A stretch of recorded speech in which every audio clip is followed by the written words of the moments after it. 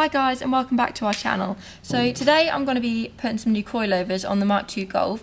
We were actually approached by a company to try out some of their products, and as the ones on my Golf were getting a bit worn and a bit used, we decided that we would try some of their coilovers out. So I'm going to be doing a full review on them today and giving my opinion on them. I hope you enjoy this video and don't forget to like and subscribe. Okay, so this is the company that have sent me the coilovers. They're called MaXpeedingRods. So I've never actually used this company or any of their products before, so it was nice of them to send some out to us to try. These are the coilovers that they sent me. They're from Mark II and Mark III Golf. They don't just do coilovers, they do turbos, air ride, con rods, crankshafts, a wide variety of stuff for lots of makes and models of cars. We've also been given a discount code, so if you go to the link in our description box below, that will take you straight to their website where you can use the 8% off code. All you've got to do is put in the word Usher and you'll get your discount.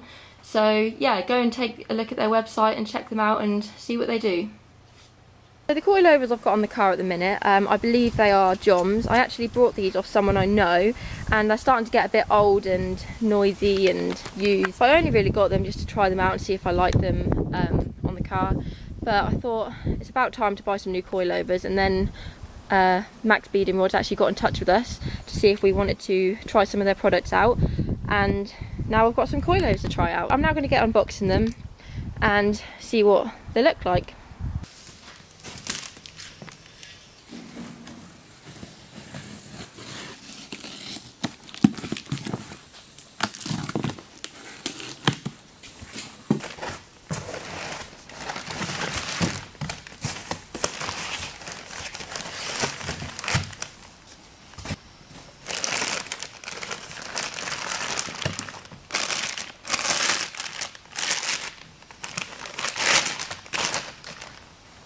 On first impression, they actually look pretty good quality, to be honest. They don't look any different to more expensive brands.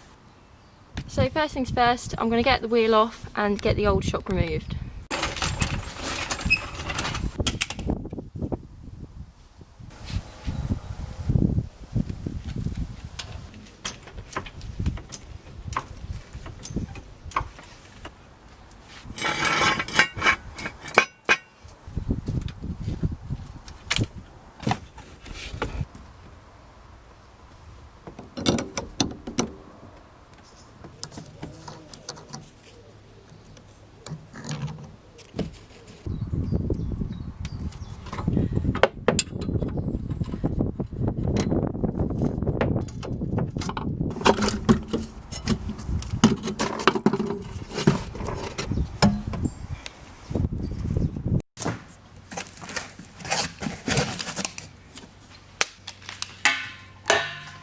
So what I've done is I've measured from the bottom of the spring to the centre of the hole, and that's given me 277mm.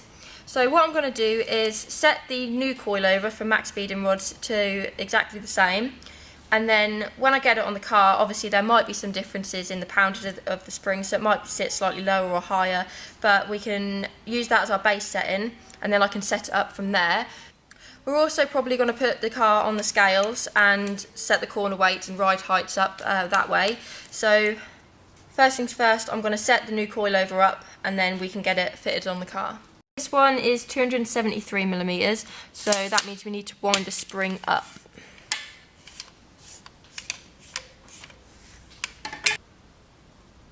.277. Right, so we can now lock this into place. So we just encountered a little bit of a problem. This is actually the new one from MaXpeedingRods. We put all the rubbers on and there wasn't actually enough thread to get a nut on, so we just measured it and there's actually 7mm difference between the new one and the old one. So we've just took the old one and put on the new coilover, and we can now get a nut on fully, so we'll be going with that. But yeah, so that's just a bit too long, but we've sorted it now so we can get these on the car and fitted up.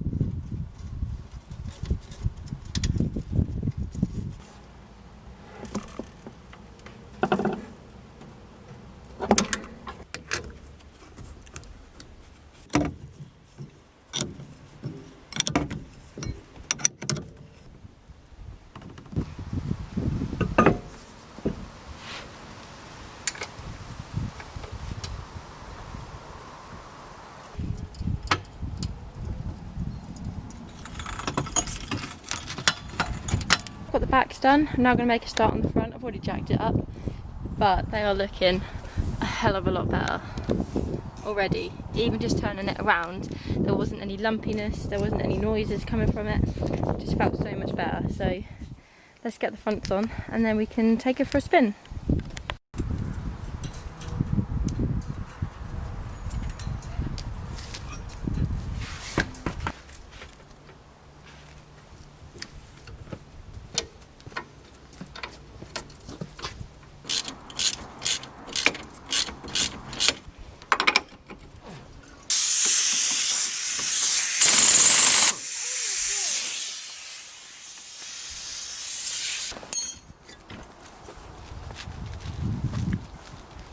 Now I've got the old one off and the top mount off the old one.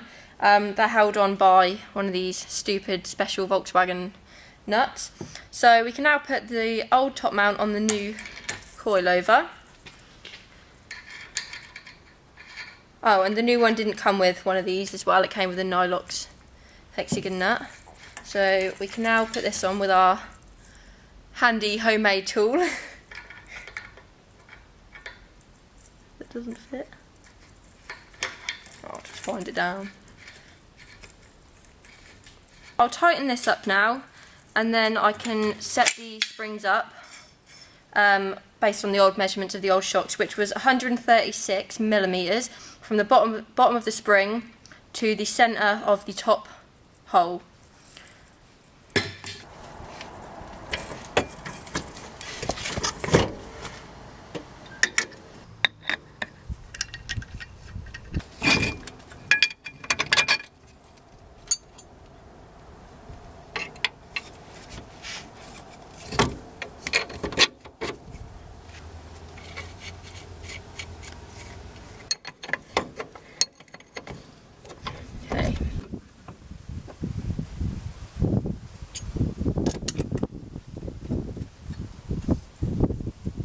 So I've been driving around on the coilovers now for about a week. The first thing I noticed when I started driving them is that they are quite firm. But the roads in Norfolk, where I live, they're all back roads, they're all very badly maintained, they're not very well looked after, and they are quite bumpy. But I did sort of feel the bumps a bit more than the old coilovers, and obviously more than standard suspension. So in terms of cornering, I'm really happy with the cornering of them, the handling, they're brilliant, because I think that's probably more to do with them being quite firm, that you can sort of chuck it into a corner and it just handles a hell of a lot better than the old ones did. Driving on a motorway and stuff, I've done a lot of that over the last week, and they're not bad at all. You cannot tell that they are cheap coilovers, you cannot tell that they are any different to standard suspension. So I am really happy with them in terms of that. So in my opinion, these coilovers, they are good value for money. They're not the best, they're not the worst, but they are definitely good value for money. I think they are about £160 on the website. So if you are looking for some cheap coilovers, I would recommend these to use just to get going, to see how you like them perhaps. But I am happy with it. I will probably be uprating these for some higher end coilovers at some point. But for the time being, I am happy with these. They do the job well, and I'm going to continue to use them until I find some more. So I just want to say a big thank you to MaXpeedingRods for sending these out to me, and I want to thank everyone for watching this video, and don't forget to like and subscribe.